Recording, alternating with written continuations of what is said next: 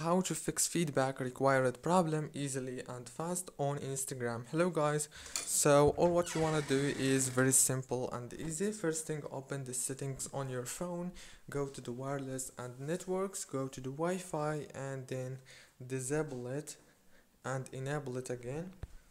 After that you have to go back, open the apps manager page, go to the apps, and then you need to wait a few seconds. It will start loading all the apps that you have on your phone.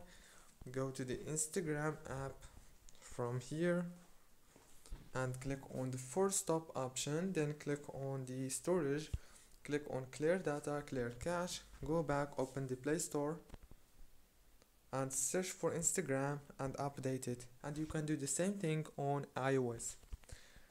Now that's it guys, hope the video was helpful. Don't forget to like, subscribe. Thank you for watching.